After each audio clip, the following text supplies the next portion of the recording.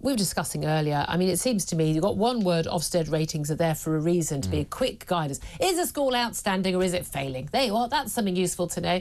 They're going to now have basically all the different areas, I think it's 4 main areas that schools are rated in. They are going to be, you're going to have one sheet of A4 effectively, that, you know, online, that is going to say the different ratings of the different parts of the school. You know, whether it's, you know, the nurturing, the whatever, they'll probably give outstanding for inclusion, but don't worry, no one can read and write, doesn't matter. Except for the ones that have been suspended for racism, yes, apparently. Yes, apparently, as long as they're inclusive. No one knows their times tables or any grammar, but don't worry about that. And we're all going to be fine in this international world of competition. It's all going to be just fine in Labour's brave new world. Seems to me that this has only really happened, even though the Education Secretary, Bridget Phillipson, was looking at it before this very sad death. But when a Ruth Perry, she was a head teacher and her school was basically downgraded to needs improvement from outstanding, and she took her life. Now, this was cited in the inquest as being one of the issues. Her family, particularly her sister, have been campaigning, saying these high-pressure inspections are too much. Now, they are high pressure. There must be a way of making them less high pressure. But surely, if you are a good head teacher with a good lot of teachers at a school where you've got good systems in place, you are getting good results, I don't think you should be that anxious about your ratings. And if the ratings do find that actually your school isn't as good as you've been telling parents, I think parents have a right to know. I don't think that any decision should be made largely because someone troubled has taken their life. Well, I'm afraid. I don't mean to be callous, but I'm not sure why that should have an impact on how we know whether schools are any good or not. I mean, I'm unapologetically elitist when it comes to education. I think that pressure is a good thing, and that's why I think actually, you know, teachers do get put under a lot of pressure, not in fact because I think of Ofsted necessarily, but ultimately because in many schools their job is either to answer to the parents, where is my child's grade, or other sets of parents basically to work as a holding pen for children who are disrupt and not really interested in that sort of thing. So I think that teachers are under a lot of pressure. I think that one-word evaluations are not, in fact, helpful. I think actually we should be putting more pressure, both on the children, because we were talking about how, you know, teachers want to row back on putting pressure on children. No, they need as much pressure as the teachers. I don't think it should be pressure. It's just exposing them to learning. Of course it's pressure. The world is full of pressure. Everybody knows that life is about pressure. You can't just sort of go, oh, no, it's all going to be fine and everything's a happy environment, and then suddenly when it comes to exam time, we all, you know, get surprised that people are upset. I think it's... And on the other side, I think, look, I'm old. This is teachers and parents putting pressure on kids. But I also think if you're going to be putting that kind of pressure, actually, I think parents need to be given as much information as possible. I think a one-word response is not satisfactory. And actually, if it's a question... No, that's nonsense, because there is lots... No, because you can read the whole Ofsted. I read the local Ofsted reports for local schools. You can read them if you want to look at them. A lot of parents are not going to do that. They don't know. What they need to know is this a good school or not? I think that you should take more interest. Well, actually, yes, everyone should. And everyone should read to their children from 6 months, and everyone should give their kids broccoli for dinner. Yes, they should. But they don't. And how are we going to change that? How are we going to change that unless we change the culture? We need to change... OK, we need to change that culture. But you're not going to change it for everyone. But why not make it easier and simpler? What is the reason for... There is no reason to take this... Either a school is the best school in the area or it isn't. But I think parents should be able to know that. But that doesn't necessarily give you a good overview. So they can try and get their kid into a decent school. Let's say, for example, all schools should be outstanding. Let's say that, for instance, the school has got a fantastic history department but a very bad science department. They shouldn't have a bad science department. Well, you're saying that you're never going to be able to change, you know, how parents are. You're never going to be able to change, actually, the fact that some teachers are good and some aren't. Actually, you do need a better overview, because actually, if you want your child to go and... Oh, I'm wrong. I'm wrong. No, I'm not. You know the single biggest thing we should do in schools these days? We should sack 10% of the teachers.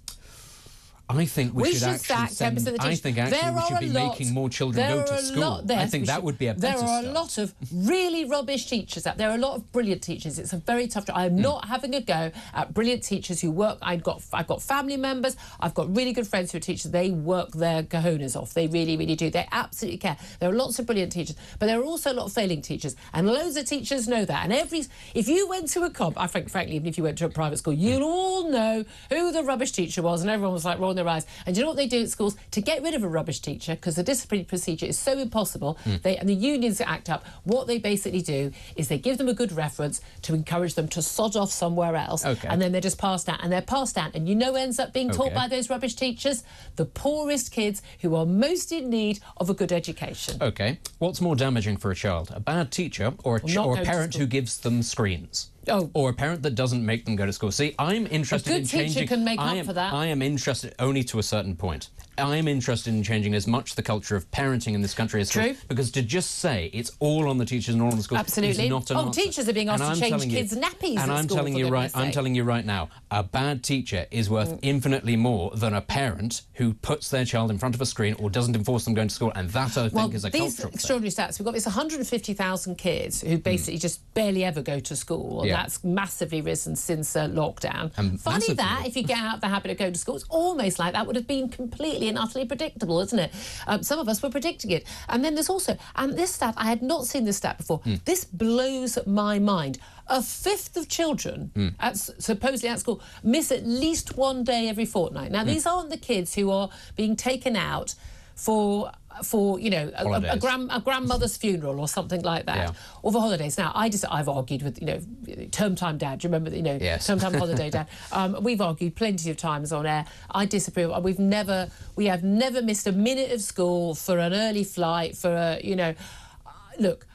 If you're doing it as a one-off, I still think it's wrong. It impacts your kid, it impacts the other kids in the class. I think it's wrong. But that's different from a parent who is doing everything right and then this one, like, come on, it's a holiday of a lifetime before someone starts a new job. Or something. OK, we'll let occasional things go. Your kid could have been off sick that week. I still don't think you should do it. But, and then we're talking about the kids who just routinely don't go to school. Now, if that's the day that, you know, you start long division, that kid is never going to understand this stuff. They're never going to get it. And the teacher's going to have to spend time trying to go back with them, taking all the kids back. And you wonder why kids are not learning anything often. It's because they're all being held back by the kid who hasn't been at school for half the week. Which ends up impacting whether or not the assessment of the school is good or bad, and that ultimately comes down to the parents. And this is why it is a symbiotic thing. It is not simply the case of saying that a school is good or bad. And again, it's the lack of nuance, because we all know, actually, it's not the parents who take one look and go, oh, good, oh, bad. It's the parents who are pushy, who want the details as to why things aren't working, that put those teachers under pressure. Why has this school gone down?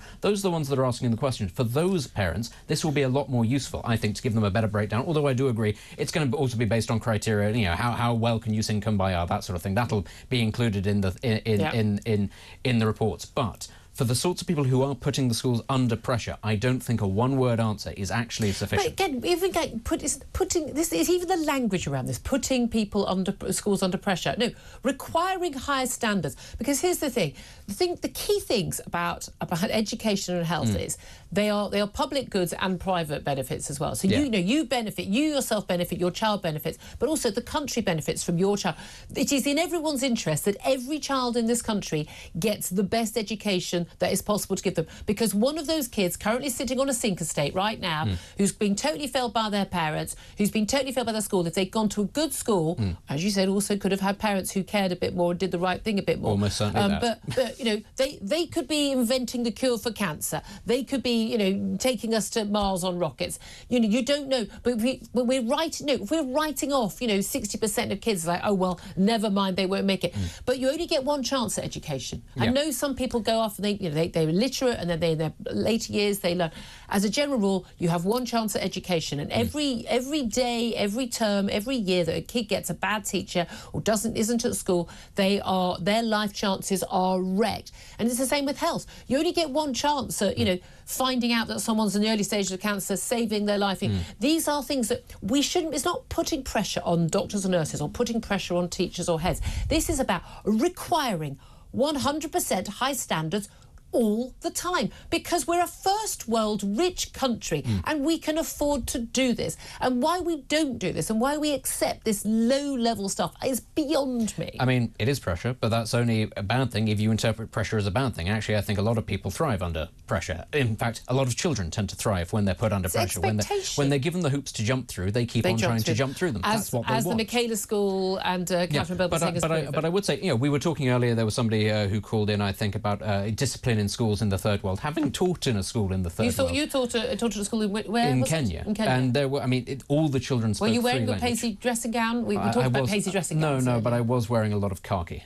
Shorts. Of course you were. Did you wear a pith helmet? No, not quite that bad. They'd have probably enjoyed that quite a lot. But there were twin things there as to why all of the children were very well disciplined and very motivated. A, their parents don't get benefits in countries like that. There is no concept of not being able to work. And the other, is that they are caned if they don't do their work. Okay, I know it's difficult. I think we can go with different things, but also they know that education is the route out. But that's the point. There is a carrot and stick approach. That actually, if you work hard, you can see your life will improve, and if you don't, you will suffer.